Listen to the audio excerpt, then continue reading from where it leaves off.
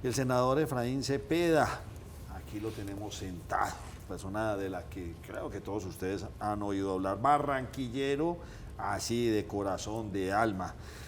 Senador Efraín Cepeda, ¿cómo está? Bienvenido. Mil gracias, Nacho, por la amable invitación a la primera mesa de opinión de Antioquia, con el saludo muy especial a Andrea, a José y a Mariana. Ya tengo. De manera que qué bueno estar por aquí en este programa que acabo de escuchar que se ve mucho pues hasta en los Estados Unidos, en Houston, en Bogotá, y qué interesante pues Sí, estos hermano. 8 años ustedes aquí Dándole a esta cosa. dando opinión. Sí. Senador, usted el año pasado fue presidente. ¿Cómo le fue con esa presidencia? No precisamente de Colombia, sino del Senado. Bueno, terminé el 20 de julio, un año complejo, un año difícil, porque pues, ya yo he sido presidente del Senado cuando Juan Manuel Santos. Llevo 9 periodos en el Senado de la República y las relaciones Congreso, Presidencia de la República, Gobierno Nacional siempre habían sido unas relaciones armónicas desde el punto de vista en que se trataba de concertar los proyectos, las iniciativas gubernamentales. Acá no. Acá el presidente Petro piensa que el Congreso de la República debe ser un notario del Gobierno Nacional y envía los proyectos y sus ministros no aceptan modificaciones, es como dice el Gobierno Nacional.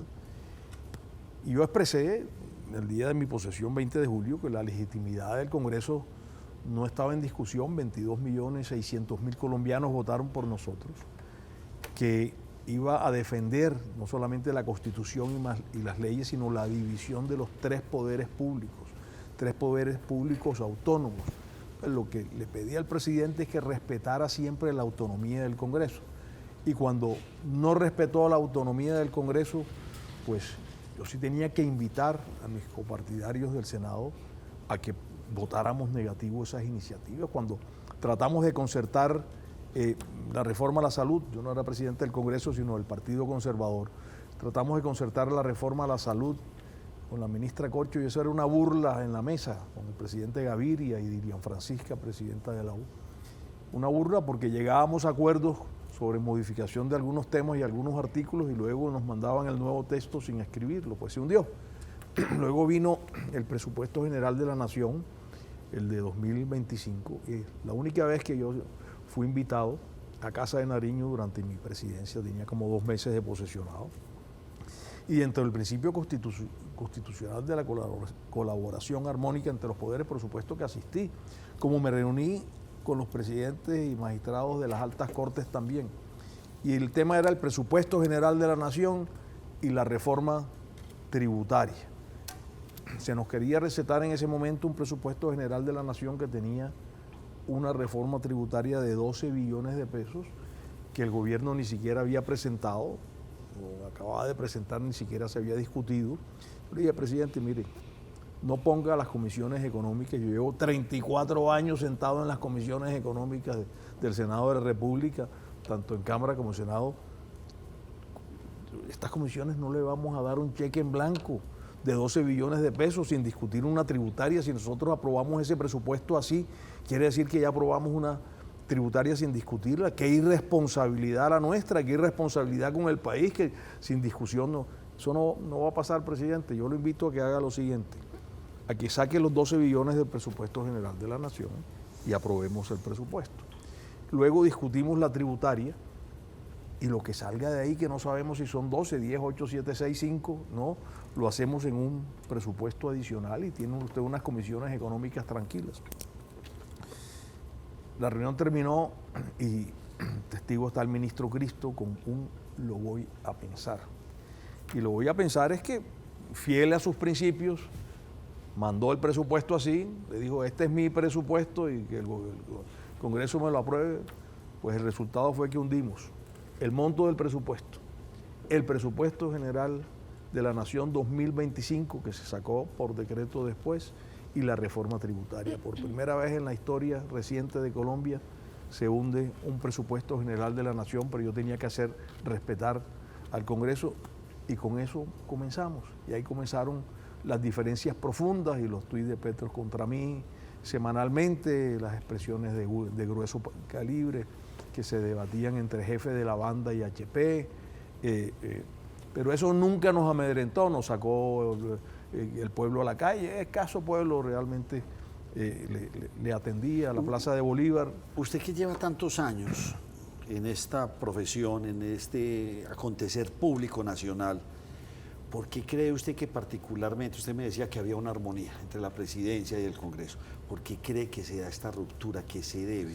¿Esto es por ser progresista, por ser de izquierda, por ser socialista, o por qué se da esa ruptura tan radical como la que estamos viendo? Yo creo que hay como una izquierda extrema que pues realmente no entiende esos principios constitucionales. Claro que los ha leído, pero piensa que el presidente de la República, que por haber sido elegido por los colombianos, simplemente es el único vehículo, no, el único vehículo para interpretar a los colombianos, no, él fue elegido con 11 millones, el Congreso con 22 y las Cortes tienen toda esa legitimidad. Llegó hasta tal punto el presidente de la República que en un día fue poder ejecutivo, legislativo y judicial, y un minuto para explicarlo. El día que hundimos la primera consulta popular, peligrosísima consulta popular, acaba de pasar el atentado contra el senador Miguel Uribe, que hemos lamentado y que en paz descanse, y pues quería hacer esa consulta popular con 800.000 millones de todos los colombianos que nos están escuchando, nos están viendo en este momento, para iniciar una campaña política que no era otra cosa, una campaña politiquera al Congreso de la República y a la Presidencia de la República, constituyendo comités del sí y del no. Él jamás se imaginó, porque pues allá utilizaron todas las prácticas para convencer a senadores, jamás pensó que lo íbamos a derrotar, pues lo derrotamos.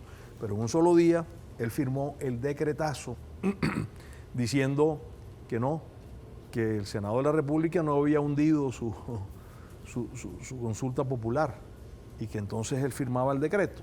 ¿Y por qué asumió los tres poderes públicos? Pues ejecutivo, que lo es, legislativo, porque el legislativo le había dicho, se negó, y está la certificación del secretario general del Senado, y él asumió que se había aprobado, y tres, si él asumía que había vicios y se había aprobado, tenía que ir a la justicia para que la justicia le dijera eso. Entonces fue poder ejecutivo, legislativo y judicial, y pues el resultado fue que esa consulta se hundió. Y la segunda que presentó, que rompió el quórum, también se la hundimos, no le íbamos a permitir que dilapidara 800.000 millones de pesos de los colombianos, que hiciera su campaña política con esa plata, y que en un país pues crispado con el atentado contra Miguel Uribe, pues también era un tema absolutamente peligroso esa defensa entre el sí y el no. José Fernando. Senador Efraín Cepeda, usted que ha estado con 7 presidentes distintos en el Congreso, ¿cuál es la diferencia de Gustavo Petro de los otros 6 como gobernante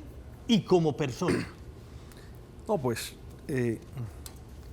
yo no había escuchado nunca a un presidente dirigirse a alguien y a un congresista en este caso como HP, ¿no? Como me tildó a mí en Soledad Atlántico. Como Cepeda el bueno y entonces abre la puerta para entonces el Cepeda el malo. Sí, a mí me gusta hacer Cepeda el bueno.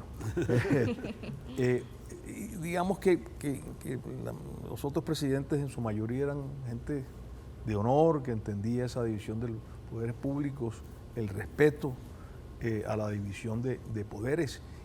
Y voy a contar una anécdota aquí para que veamos la diferencia de talante de quien se refiere de manera baja, como le contesté yo no me voy, presidente Petro, a las bajezas que usted está insinuando. En mi primera presidencia del Congreso, Santos 2, Fast Track, implementación de los acuerdos de paz, yo presidí esas sesiones. Y pues mi partido estaba en la orilla de acompañar el acuerdo de paz con la FARC y ayudamos a impulsarlo. Pero llega un momento que se votaba en una plenaria del Senado las curules de paz. Y yo determiné como presidente del Senado en una votación muy apretada que se habían negado, que no... Y pues vino una discusión que sí se había aprobado, que yo determiné, la mesa directiva dice la ley quinta es la que interpreta, y con el secretario general de ese momento, Gregorio Slaya, se negaron las curules de paz. Presidente Santos, es un mes de diciembre, hacía en casa privada como una cena en diciembre con algunos congresistas. Yo había sido invitado, había tenido ese privilegio. Y esa no fue la excepción, y dije pues no voy en diciembre porque acabo de hundirle a Santos, al presidente Santos, pues me mandó a buscar al Senado, que me estaban esperando que fuera. Me recibió muy bien ahí en la puerta del ascensor, me invitó a que me sentara pues en una silla muy cerca de él, y me dijo, no, esta es una noche de Navidad en que han pasado muchas cosas buenas, y esta noche aquí no se va a hablar de las curules de paz. Digamos que en política hay que aceptar cuando hay derrotas, ¿no? Así no se compartan, que hay que aceptar las decisiones judiciales, así no se compartan, pero allá no solamente ha sido contra el poder legislativo, sino contra el poder judicial, marchas para que eligieran la fiscal, pues también palabras gruesas contra magistrados, de manera que irrespeto total a la división de poderes, y eso es lo más parecido a una monarquía, y eso no lo vamos a permitir. Por eso, pues, en el año 2026 estoy seguro que los colombianos se han pellizcado, y el sector privado, que se ha estado dormido durante mucho tiempo, tiene que pellizcarse, porque el desprecio al sector privado en Casa de Nariño es absolutamente latente. Por eso quieren destruir o están destruyendo la salud. Por eso no hay vivienda de interés social, porque como esas construcciones las hace el sector privado, le da alergia a que el sector privado las maneje, como las alianzas públicas privadas, como obras que quedaron del gobierno del presidente Duque que no se ejecutaron, en el canal del Dique, unos viaductos Ciénaga-Barranquilla para proteger la ciénaga la Ciénaga Grande de Santa Marta, de manera que sí, realmente es un estilo de gobierno en que no se tiene en cuenta el sector privado, y ahora se nos pretende recetar otra reforma tributaria de 26, ya ni siquiera de 12, gigante, ni de 26 billones de pesos. Es la más grande. Es la más grande que he visto en mi historia política. Eso no va a pasar. Andrea. Senador Cepeda, usted no solamente fue presidente del Congreso, usted fue presidente del Partido Conservador, del cual usted es militante. Tal vez no en ese momento, pero como representante del Partido Conservador, ¿no siente usted que hay que hacer un mea culpa de haber iniciado de la mano de este gobierno en la coalición de gobierno? Porque era difícil para quienes estamos por fuera entender y procesar que el Partido Conservador, que ha representado la derecha colombiana, empezara en una coalición de gobierno con lo que ha sido denominado el primer gobierno de izquierdas, por lo menos de izquierdas fuertes, de Colombia. ¿Qué replanteamientos se hacen ustedes sobre eso que sucedió? Tienes toda la razón, Andrea. Eso nunca debió pasar, ¿no?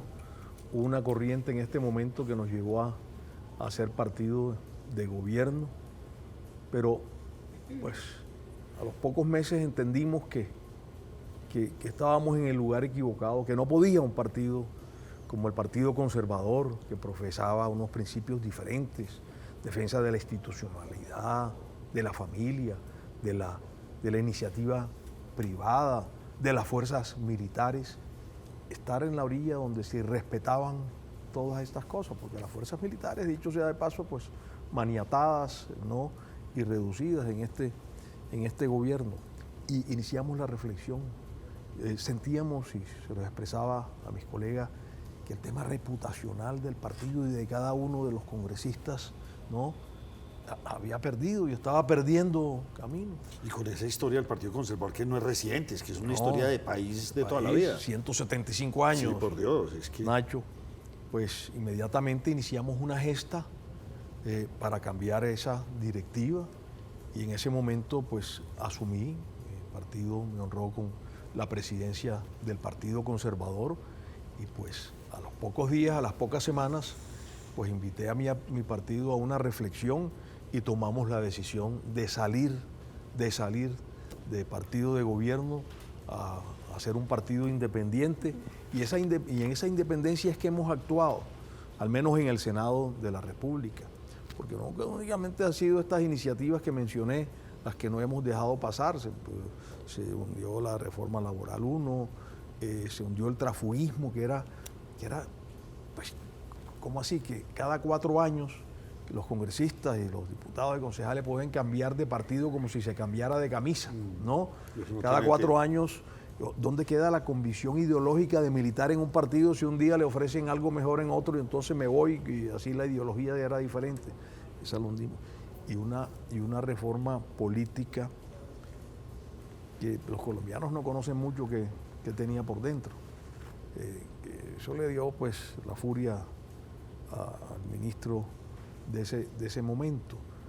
Esa reforma política, entre otras perlas, decía que las campañas políticas deben ser financiadas exclusivamente con dineros públicos. Imagínense ustedes la rogativa, ¿no?, que había que estar haciendo para que el gobierno nacional les girara. ¿Usted cree que a mí me hubieran girado un peso por mi campaña política? No, pero al pacto histórico ya lo hubieran girado todo. De manera que esa fue otra reforma que hundimos con entereza, con fortaleza, haciéndoles caer en cuenta a los congresistas que más allá de que el gobierno pues los acercara más allá, estaba un país que realmente estaba atravesando un periodo que seguramente había que quemar, sí, pero que mucha gente que votó no pensaba que el tema era tan extremo y tan de esa naturaleza. Y como conversábamos ahora sotoboche, ¿cuáles son las obras de este gobierno? ¿Qué es lo que ha inaugurado?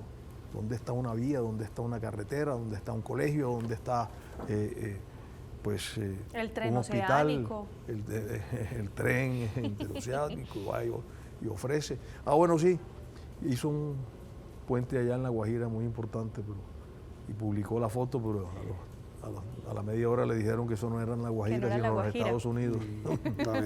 Mariana, su pregunta.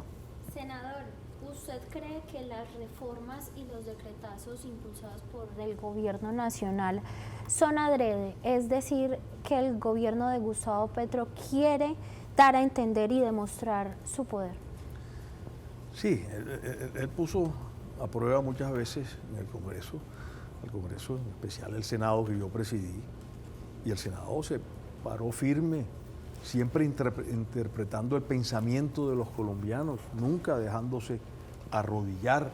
Al menos una mayoría de Senado estuvimos en esa orilla diciéndole no, somos autónomos, nosotros nos elegimos popularmente, nos debemos a nuestros electores. No son los electores del presidente Petro los únicos electores de Colombia, los nuestros. Y repito, el Congreso se eligió con el doble de los votos del presidente de la República. Y había que interpretar colombianos. ¿Qué tal, por ejemplo, que nosotros ahora salgamos aprobando una reforma tributaria de 26 billones de pesos que ni siquiera han presentado, como lo dije en mi discurso de comisiones económicas esta semana? Ustedes pretenden que otra vez aquí en el Congreso aprobemos a ciegas, demos un cheque en blanco de 26 billones sin que siquiera ustedes hayan dicho a quiénes van a gravar. Van a gravar a las personas naturales a quien ya no les cabe un solo impuesto más. Van a gravar a las personas jurídicas a las corporaciones se le ha incrementado el costo con la reforma laboral. Ya tienen un costo, ya no resisten una reforma tributaria. O le van a incrementar el IVA a los colombianos. ¿Qué van a hacer? ¿Por dónde van a recaudar? ¿No? Nosotros lo que estamos proponiendo, y en mi calidad, y por eso pedí la coordinación ponente, es hacer una cirugía muy sencilla de ese presupuesto general de la Nación. Y es decirle, presidente Petro, sus gastos de funcionamiento, que no sabemos para qué son en su mayoría, seguramente para las OPS esas que se han disparado en 10 billones de pesos y no sabemos qué hacen esas personas, se incrementaban de un año a otro, del 25 al presupuesto del 26, en 37 billones de pesos. ¿Solamente funcionamiento? Solamente funcionamiento. 37 billones, el doble de la inflación, el 11% más que este año. Yo le digo, es fácil la cirugía. Vamos a eliminar el ingreso no financiado de los 26 billones que ustedes pretenden financiar con una tributaria que las comisiones no estamos dispuestos a dejar pasar, y le reducimos, hacemos una reducción de los 26 billones de pesos a los gastos de funcionamiento. Con eso todavía le quedan 11 billones adicionales del año pasado. Entonces, pues una cirugía sencilla, sacamos la tributaria y le sacamos los 37 billones de funcionamiento que seguramente están apuntando también a la campaña política del 2026. Senador Cepeda, como le mencionaba Andrea y Nacho, el Partido Conservador, bajo la presidencia de Carlos Trujillo, fue muy incoherente con los principios que siempre tuvo. En su presidencia se acercan más a esos principios del partido. Pero ¿qué tan unido está el Partido Conservador? Le hago la pregunta. Porque el partido, además, se lo cuento, la gran mayoría de mi familia, diría que el 90 y tanto % de mi familia es conservadora, es un partido con una gran vocación de poder y como que en ocasiones anteponen ese poder a los intereses y los principios. Sí, el partido pues tiene sus divisiones internas. En el Senado de la República, al menos una absoluta mayoría, estamos muy unidos en la defensa de estos postulados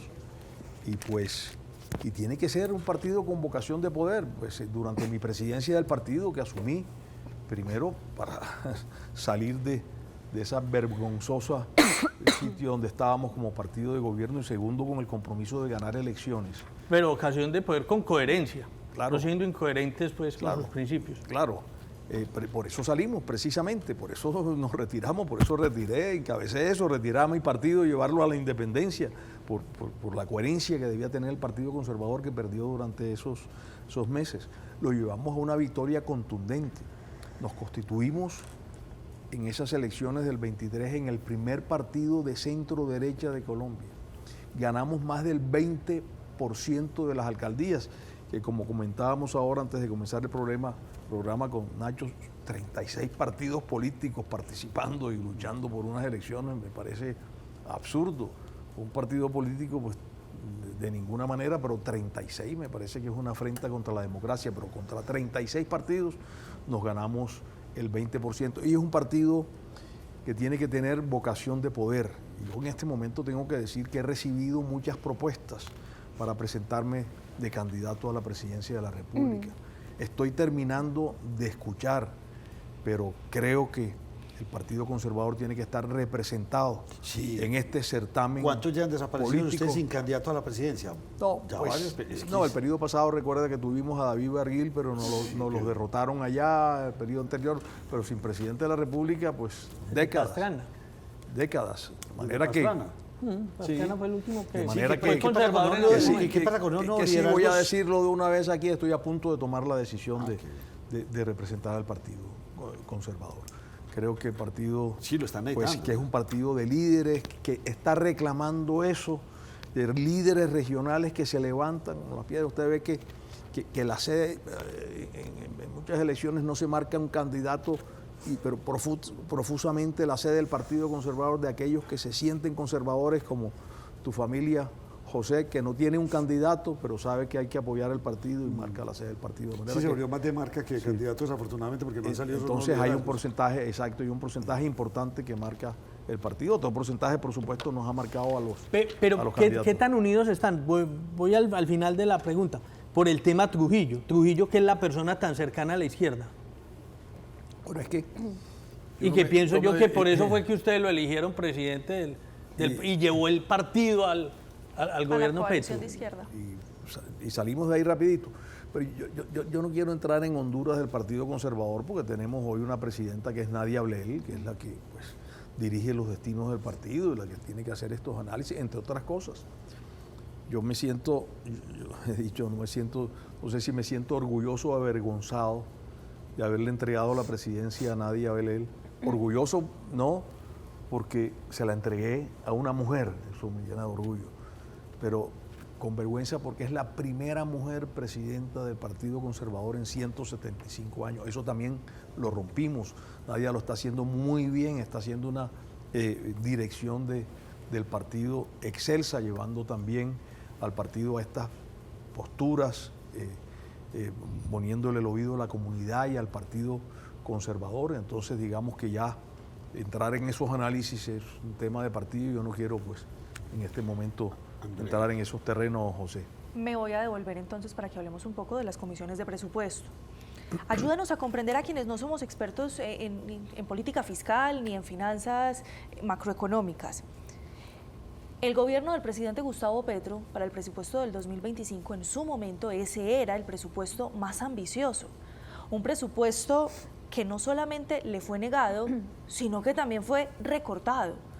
Y como si no se aprendiera de esa lección, ahora se viene uno mucho más ambicioso y otra vez desfinanciado. ¿Cómo entender eso? ¿Cómo entender? No hay recursos, ellos cuentan con dineros que nosotros no conocemos. Ayúdenos a entender un poco de cómo está fiscalmente, por lo menos en política fiscal, el país. Sí, yo creo que esa es una provocación que hace Casa de Nariño el Congreso. Hasta este momento el presupuesto se radicó el 28 de julio o 29 de julio y hasta el día de hoy no se ha radicado la reforma tributaria. Entonces creo que él quiere provocar al Congreso para que nuevamente hunda el presupuesto general de la Nación, el presupuesto de la reforma tributaria. ¿Para qué? Porque cuando el Congreso hunde el presupuesto, entra a regir lo que se denomina dictadura fiscal, en el sentido de que ese presupuesto va por decreto, que tiene que ser igual al que presentó, pero al reducir los 26 billones de pesos, es él el que va a hacer los recortes sin participación del Congreso. Por ejemplo, ¿qué tal una reducción en la Registraduría General de la Nación? Peligrosísimo en un año electoral. ¿Y por qué no? Si intentaron ya en el presupuesto pasado, y esa fue otra de las razones por las que lo hundimos, quitarle los recursos a la Registraduría y pasárselos a un fondo por allá del Ministerio de Hacienda, para arrodillar al registrador, para que el registrador tuviera que estar todos los meses yendo al Ministerio de Defensa, de Hacienda, por favor gíreme los recursos, y en el Ministerio de Hacienda diciéndole, sí, aquí está la plata, pero tiene que utilizarla para esto y esto y esto. Se ciernen peligros, y por eso digo, sería un error hoy hundir ese presupuesto y que pues los recortes los haga el Congreso, y el recorte más fácil es ese, 26 y 26. Sin embargo, no solo quitar los 26 de la tributaria y recordarlos en gastos de funcionamiento. Sin embargo, hay opiniones también en que la financiación es mayor, hay unos gastos de capital que advirtió la Contraloría, que son 12 billones de pesos, que tampoco están justificadas su financiación y podía ser más, pero al menos yo pues la invitación es que el Congreso esta vez no hunda el presupuesto, sí la reforma tributaria, pero no el presupuesto, que los recortes los haga el Congreso, que se los haga a los gastos de funcionamiento que en nada benefician a los colombianos, ¿no? Y evitar que ellos nos hagan entonces unos recortes que pueden ser peligrosos para la democracia. ¿Y cómo ve los ánimos usted en esas dos comisiones, tercera y cuarta, para aprobar ese presupuesto? Yo en el Senado las veo muy bien en ese sentido. Creo que en Cámara también hay unas corrientes importantes que pueden estar pues en esa misma orilla, pero yo que digo es que como un congresista unos meses antes de las elecciones va a aprobar una reforma tributaria. Yo no he visto eso en 34 años de vida política. Los gobiernos las presentan el primer año cuando pues... Cuando están en los gloriosos y de la mano del Congreso. Exacto, en los gloriosos, y cuando todavía están muy lejos de las elecciones y el pueblo se le olvida. Pero el que apruebe una reforma tributaria de 26 billones de pesos, grabando el pueblo, ya comenzaron a hablar de IVA incluso, del régimen simple, que sería un conejazo grande. Yo no sé por qué. Una cosa es el discurso de la defensa de la economía popular y otra cosa es lo que aplica. Entonces defienden la economía popular, pero hoy no hay viviendas populares en Colombia. Defienden la economía popular, pero pretenden entonces eliminar el régimen simple, que es precisamente la formalización de las empresas. Y en la reforma laboral, pues no quisieron excepcionar las microempresas de altos costos laborales, las equipararon a las microempresas con las grandes multinacionales, con lo cual vendrán una serie de cierres y de más informalidad, y esos informales si no perciben cesantías, ni horas extras, ni dominicales, etcétera. De manera que una cosa es el discurso en favor de los pobres y otra cosa son las actuaciones en contra de los pobres de Colombia. Senador Cepeda, usted estuvo en el ojo del huracán el año pasado, varias acusaciones. ¿En qué va todo esto? Pues parece que todos los días no. Tengo hasta acusaciones de que no se aprobó la consulta popular. Tengo que salir a responder por ello y defender al Congreso.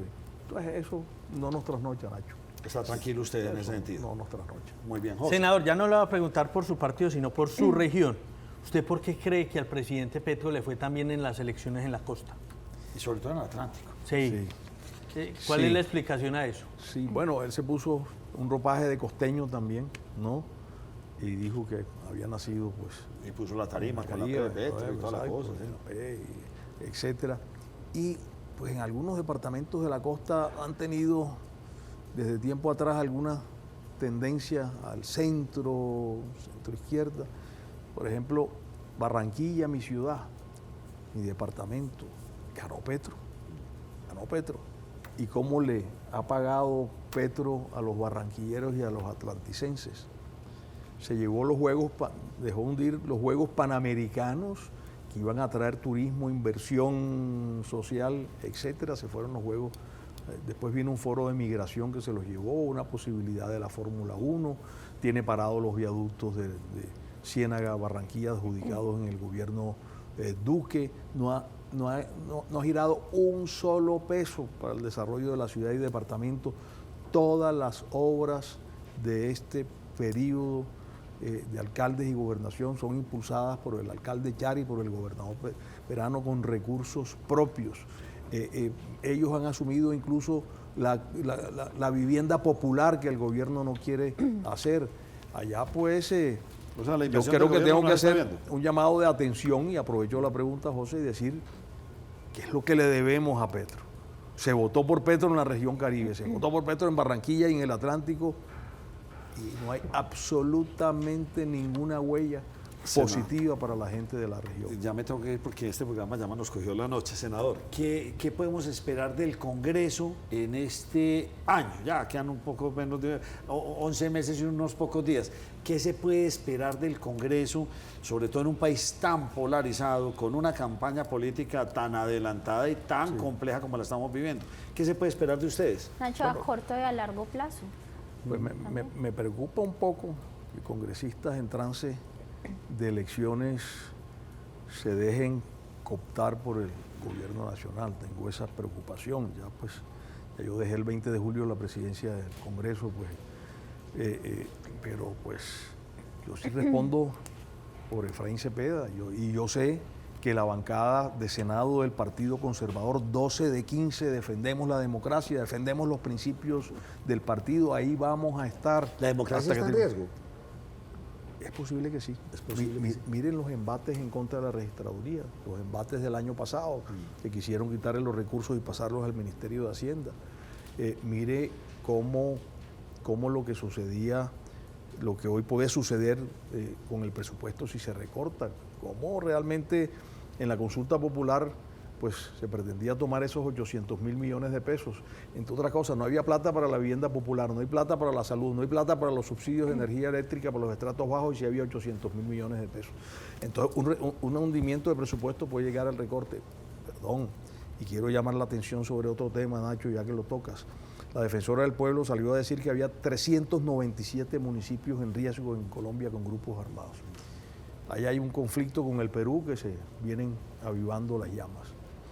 Yo creo que ellos podrían pensar otra vez en una conmoción interior y con la conmoción interior pensar en el aplazamiento de elecciones. Por eso es tan importante la elección de magistrado a la Corte Constitucional que se va a dar en el Senado de la República en un par de semanas para preservar la autonomía de la Corte Constitucional, que no dejemos que por ahí, por un decreto como ese de conmoción, se nos vaya la democracia con un aplazamiento de elecciones. Sí, está en peligro la democracia, pero los colombianos somos más los que la defendemos, los que sabemos que es un principio, que este es un país de de una democracia más sólida de América Latina, con una ruptura de una sola vez en más de 200 años, y la vamos a defender de nuestra curul en el Senado de la República. Senador Efraín Cepeda, gracias por habernos aceptado la invitación a la primera mesa de opinión de Antioquia. Cuando vuelva a Medellín, por aquí estaremos prestos a seguir conversando con usted y con un poco más de Y tiempo. Nacho, Por la amable invitación. Tener la primicia de la candidatura a la No, presidencia. dije que estaba cerca, no he dicho que sí todavía. Tío, Por eso, pero retiró, Pero Puertas ¿cuándo abiertas. lo decide? Y- Puertas abiertas. ¿Cuándo lo decide? Y es verdad que nos cogió la noche, entonces ya no puedo Pero responder ¿cuándo lo, ahora. antes de cuándo lo ¿cuántos días decide? Yo creo que en una semanita. todo Una nos avisa. semanita, bueno, no, ya démoslo Sí. por sí. El Partido Conservador necesita tener candidato a la presidencia. Sí, es por obligatorio. Partido Vocación Liberal de necesita poder. tener candidato. Tenemos que recuperar Sí. la buena política. Claro, y si hay otros que se quieren lanzar por el partido, pues bienvenido. Y somos dos, y somos tres, pero, Porque ¿saben, pero el Nacho? partido Ha no sido se un puede partido quedar sin candidato. con vocación de poder, pero muchas veces en cuerpo ajeno. Sí, No en, sí, no en el partido, sino en Sí, cuerpo ajeno. nosotros hemos estado, yo respondo por mis 3 presidencias del Partido Conservador, respondo por mis 2 presidencias del Congreso, hemos defendido el partido, hemos defendido el Congreso, lo sacamos de la horrible de noche, ya no nos cogió la noche, sino la horrible horrible, noche de ser partido de gobierno, lo pasamos a ser partido independiente, y con independencia nos comportamos en este periodo legislativo que me tocó presidir. Senador, muchas gracias por habernos acompañado.